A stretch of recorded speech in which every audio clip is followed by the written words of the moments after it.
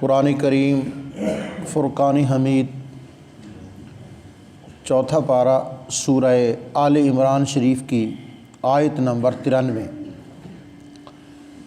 رب العالمین جل جلالہ کا ارشاد پاک ہے کل الطعام کان حلا لبنی اسرائیل، تمام کھانے بنی اسرائیل کے لیے حلال تھے، الا ما حرم اسرائیل علی نفسہ، مگر وہ جو اسرائیل نے اپنی ذات پر خود حرام قرار دے دیا، من قبل ان تنزل التورات، تورات شریف کے نازل ہونے سے پہلے۔ قل، اے محمد صلی اللہ علیہ وسلم آپ فرما دیں، فَأْتُوا بِالتَّوْرَاتِ، تم تورات لے آؤ، فَاتْلُوهَا، اور اس تورات شریف کو پڑھو، ان کنتم صادقین، اگر تم سچے ہو۔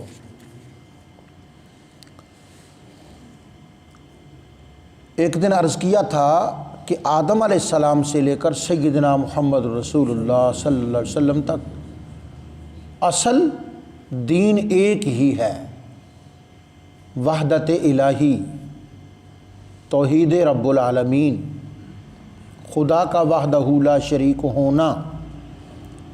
پھر زمانوں کے ساتھ ساتھ احکام، فروعات، مسائل بدلتے رہے۔ یہ بھی رہا کہ ایک شریعت میں ایک چیز حلال ہے، دوسری میں حرام ہے، یوں رہا ہے۔ حضور نبی کریم سید عالم محمد الرسول اللہ صلی اللہ علیہ وسلم کی پاکیزہ شریعت میں اونٹ کا گوشت کھانا، اونٹنی کا دودھ پینا حلال ہے، جائز ہے۔ جب نبی کریم علیہ السلام نے ارشاد فرمایا مدینہ منورہ میں کہ میری ملت علیحدہ نہیں، ہماری ملت ملت ابراہیمی ہے، اور مجھے حکم ہے وَاتَّبِعْ مِلَّتَ أَبِيكُمْ ابراہیم، تم اپنے باپ ابراہیم کی ملت کی پیروی کرو۔ تو میں ابراہیمی ہوں، میرا دین ابراہیمی، میری ملت ابراہیمی، میرا کعبہ ابراہیمی۔ تو اس پر مدینے کے پڑھے لکھے یہودیوں نے اعتراض کیا، ان کا اعتراض بنتا بھی تھا ان کے اپنے حساب سے۔ انہوں نے کہا لو جی، آپ کہتے ہیں کہ میں ابراہیمی ہوں، میری ملت ابراہیمی ہے، میرا کعبہ بھی ابراہیمی ہے، میں اسی دین پر ہوں، میں انہی کا تابعدار ہوں۔ حالانکہ حضرت ابراہیم علیہ السلام کے دین میں تو اونٹ کا گوشت کھانا، اونٹنی کا دودھ پینا حرام تھا، آپ کہتے ہیں حلال ہے، تو پھر یہ اتباع ابراہیم کیسی ہوئی؟ یہ اتباع ابراہیم تو نہیں ہے۔ اس پر یہ آیت کریمہ نازل ہوئی جس نے دودھ کا دودھ اور پانی کا پانی کر دیا۔ ارشاد فرمایا کل الطعام، کھانے کی ساری چیزیں، کان حلا، حلال تھیں، کس کے لیے؟ لبنی اسرائیل، اسرائیل کی اولاد کے لیے۔ اسرائیل یہ دوسرا نام ہے حضرت سیدنا یعقوب علیہ السلام کا۔ بنی اسرائیل کے لیے یعنی اسرائیل کے لیے، یعقوب علیہ السلام اور آپ کی آل اولاد کے لیے حلال تھا سب کچھ جو اللہ نے دین ابراہیمی میں حلال کیا تھا، الا ما حرم اسرائیل علی نفسہ، مگر وہ چیز جو اسرائیل یعنی یعقوب علیہ السلام نے علی نفسہ اپنی ذات کے لیے حرام ٹھہرا لیا، وہ مستثنیٰ ہو گئی۔ من قبل ان تنزل التورات، تورات تو بہت بعد میں نازل ہوئی ہے نا، حضرت یعقوب علیہ السلام کا زمانہ، یوسف علیہ السلام کا زمانہ بہت پہلے ہے۔ یوسف بن یعقوب، یعقوب بن اسحاق، اسحاق بن ابراہیم۔ یہ تو زمانہ بہت قریب کا ہے، اور حضرت موسیٰ علیہ السلام پر تورات شریف بہت بعد میں نازل ہوئی ہے۔ یہ واقعہ پہلے ہو چکا ہے، من قبل ان تنزل التورات، تورات شریف کے نزول سے پہلے کسی وجہ سے، وہ بتاتا ہوں۔ حضرت یعقوب علیہ السلام نے کہا کہ لو جی میں اونٹ کا گوشت نہیں کھاؤں گا، حالانکہ دین ابراہیمی میں اونٹ کا گوشت کھانا حلال تھا، اونٹنی کا دودھ پینا حلال تھا۔ کسی وجہ سے یعقوب علیہ السلام نے اپنی ذات پر اس کو جی حرام قرار دے دیا، ٹھیک ہے، اور یہ تھا تورات کے نزول سے پہلے کا واقعہ۔ تو حضرت یعقوب نے اپنی ذات کے لیے اس کو حرام ٹھہرایا تھا، ملت ابراہیمی نے اس کو حرام نہیں ٹھہرایا۔ اب یہ کیسے پتہ چلے گا؟ فرمایا قل، اے حبیب آپ انہیں فرما دیں، فاتو بالتورات، لو لاؤ تورات لاؤ، تم کہہ رہے ہو نا کہ یہ حرام ہے، لے آؤ تورات، فتلوہا، تورات لاؤ اور اس تورات کو پڑھ لو۔ اگر لکھا ہوا ملا کہ تورات نے یعنی موسیٰ علیہ السلام کی شریعت میں اونٹ کا گوشت حرام ہے تو پھر حرام نکل آئے گا، اگر لکھا ہوا حلال تو حلال نکل آئے گا۔ لڑنے کی ضرورت نہیں، جھگڑنے کا کوئی موقع ہی نہیں ہے، تم اپنی کتاب تورات لے آؤ۔ جب آقا علیہ السلام نے یہ فرمایا تو پھر وہ یہود تورات نہ لا سکے۔ انہیں پتہ تھا کہ تورات میں لکھا ہے کہ اونٹ کا گوشت کھانا حلال ہے اور اونٹنی کا گوشت دودھ پینا جو ہے وہ حلال ہے۔ یہ صرف حضرت یعقوب علیہ السلام نے کسی وجہ سے اپنی ذات کے لیے، جس طرح کہتے ہیں نا ڈاکٹر کہ بھائی اس چیز سے تو پرہیز کر، تو بڑے گوشت سے پرہیز کیا کر، تو آپ کو پرہیز تھا اس لیے آپ نے اپنی ذات کو اس سے روکا۔ تو یہ نہیں ہے کہ روکیں تو حضرت یعقوب علیہ السلام اور ان کی اولاد کے لیے حرام ہو جائے اور پھر ساری ملت ابراہیمی کے لیے حرام ہو جائے اور پھر ہمارے لیے بھی حرام ہو جائے، یہ کیسے ہو سکتا ہے؟ آج بھی کچھ چیزیں ایسی ہیں جو حضور نبی کریم سید عالم صلی اللہ علیہ وسلم کے لیے حرام تھیں، ہمارے لیے حلال ہیں، کچھ ان کے لیے حلال تھیں، ہمارے لیے حرام ہیں۔ ایسی کچھ چیزیں ہیں، انشاءاللہ اس کی تفصیل کسی موقع پر عرض کروں گا۔ تو جب کہا نا کہ تم تورات لے آؤ، دیکھتے ہیں پڑھتے ہیں، لے آؤ تورات، جو لکھا ہوگا نظر آ جائے گا۔ ان کو پتہ تھا کہ تورات میں تو لکھا ہوا ہے کہ یہ حلال ہے، تو ہمارا کہنے کا مطلب یہ تھا کہ ہم کیڑے نکالیں کہ تم کس منہ سے کہتے ہو کہ ہم ابراہیمی ہیں، حالانکہ یعقوب علیہ السلام نے تو جی موسیٰ علیہ السلام کی شریعت میں تو یہ حرام تھا، اور وہ بھی تو حضرت ابراہیم علیہ السلام کے تابع دار تھے، متبع تھے۔ تو ان کا تورات نہ لانا کیا بتاتا ہے کہ تورات میں اونٹ کے گوشت کو، اونٹنی کے دودھ کو حرام قرار نہیں دیا گیا۔ اب اس بات سے میں ایک چیز بیان کرتا ہوں آپ حضرات کی معلومات کے لیے کہ وہ ساتھ ساتھ ہمارا مضمون چلتا ہی آ رہا ہے، یہ قدرتاً ایسی بات ہے کہ ساتھ ساتھ مرزائیت اور قادیانیت کی بات ساتھ ساتھ چلتی آ رہی ہے۔ کسی مذہب نے جب بیان کرنا ہو کہ یہ چیز حلال ہے اور حرام ہے تو مذہبی کتاب ہی لائی جاتی ہے نا۔ کتاب و سنت سے ایک عالم دین بیان کرتا ہے یہ چیز حلال ہے، کتاب و سنت کی روح سے ہی وہ بیان کرتا ہے کہ یہ چیز حرام ہے۔ تو انہیں کہا گیا تھا کہ تم تورات لے آؤ، اس میں جھگڑو نہ، تورات نے جو کہا وہ سچ ہے، اور کتاب تورات ہماری کتاب نہیں ہے، تمہاری کتاب ہے۔ اگر تمہاری کتاب تمہیں جھوٹا کر دے اور ہمیں سچا کر دے تو پھر اور وہ تورات نہ لا سکے۔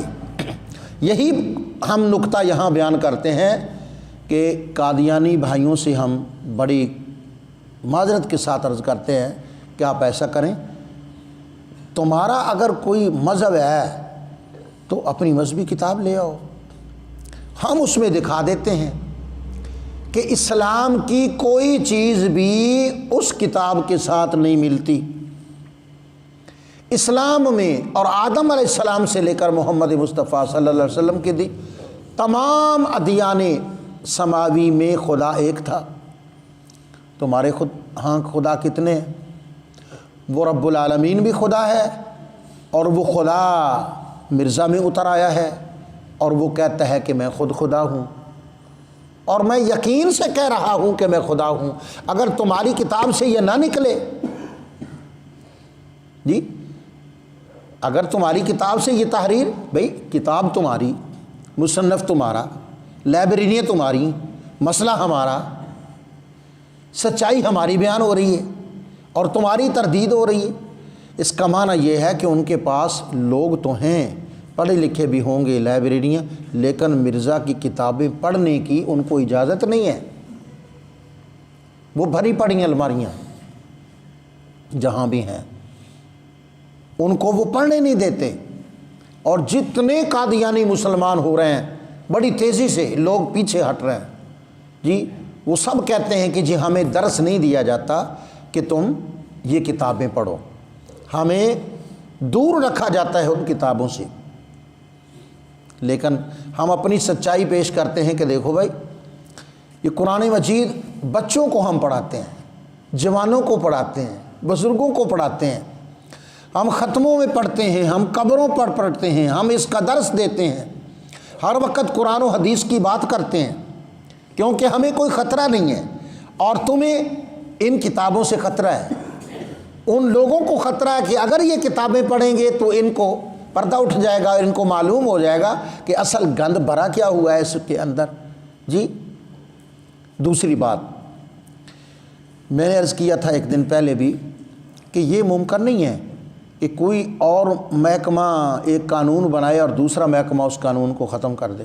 مثلا میں یہ فقیر حکیم، یہ ٹیچر ریٹائر ہوا، ایس ایس ٹی میں ریٹائر ہوا ہوں، اب مجھے محکمہ تعلیم نے ٹیچر بنایا نا، محکمہ تعلیم مجھے ٹیچر کی کرسی پر بٹھائے اور محکمہ مال مجھے نکال دے محکمے سے، یہ ممکن ہے؟ حضرت جی بیٹھے، پولیس میں بھرتی کون کرتا ہے؟ محکمہ پولیس کرتی ہے، اور ریلوے والے آئیں اور جناب سپاہی کو نکال دیں، یہ کیسے ہو سکتا ہے؟ بھئی جو محکمہ قوت نافذہ رکھتا ہے، تنسیخ کی قوت اسی کے پاس ہوتی ہے۔ اگر ملازم صحیح کام نہیں کرتا، وہ کسی جرم میں پکڑا گیا ہے، وہی محکمہ اس کو نکال سکتا ہے، اور جو عہدیدار اس کو مقرر کرتا ہے وہی عہدیدار اس کو، مثلا ہمیں ٹیچر بنایا اپنے کیا کہتے ہیں ضلع کے بڑے افسر نے، ڈی او صاحب نے ہمارے سائن کیے، ہم ٹیچر بنے، تو جب ہمیں خارج کرنے کا موقع آئے گا تو کسی محکمہ کا چپڑاسی ہمیں نکال دے گا، یہ کیسے ہو؟ وہی عہدیدار اسی کرسی پر بیٹھا ہوا وقت کا حاکم وہ اخراج کرے گا۔ تو یہ کیا تماشا ہے جی؟ اللہ رب العالمین جہاد فرض کرے 7ویں آسمان پر اور قادیان میں بیٹھ کر مرزا اس کو منسوخ کرے، حد ہو گئی ہے۔ پاکستان کرنسی بنائے اور انڈیا کہے کہ نہیں میں نے اس کرنسی کو منسوخ کیا، یہ بھی کبھی ہو سکتا ہے؟ یہ ہوا کبھی؟ دنیا میں اس طرح نظام چلے گا؟ اس طرح تو گاڑی کا پہیہ چلے گا ہی نہیں، زندگی رک جائے گی۔ جی مثلا یہاں مسلمانوں نے مسجد بنائی کہ نمازیں پڑھی جائیں، قرآن پاک تلاوت کیا جائے، سجدے کیے جائیں، دعائیں کیے جائیں، درود شریف پڑھا جائے، اور اب تیسرا کو مذہب بدھ مذہب کہے کہ نہیں جی مسجد گرا دینی چاہیے، یہ کیسے ممکن ہو سکتا ہے؟ یہ کیا کر دیا کہ خدا تعالیٰ نے 125 آیتیں نازل کی ہیں جہاد کے بارے میں قرآن مجید میں، میں نے گنی ہے، اور ان 125 آیتوں میں میں نے 100 آیتیں اپنی کتاب میں لکھی ہیں، ٹھیک ہے؟ بطور شہادت کہ دیکھو جہاد کا مضمون اتنا مضبوط ہے،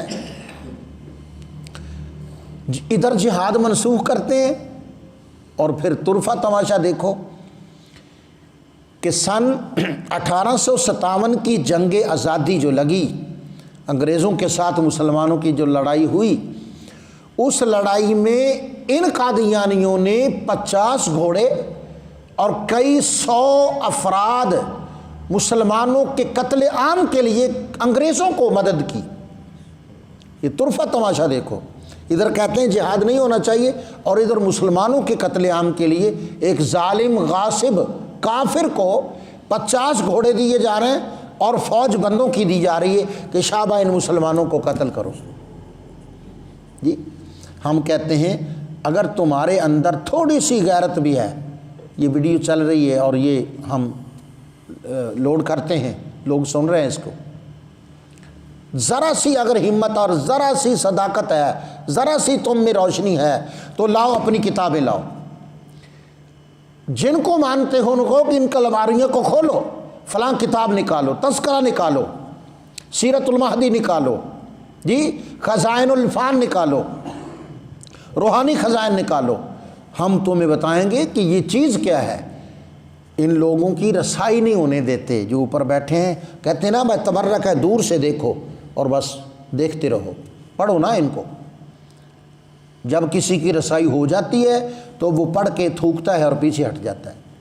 جی اللہ رب العالمین نے یہ نقطہ یہاں بیان فرمایا کہ جھگڑنے کی ضرورت نہیں ہے، تم اپنی کتابوں کو پڑھ لو، جو لکھا ہوگا وہ ظاہر ہو جائے گا۔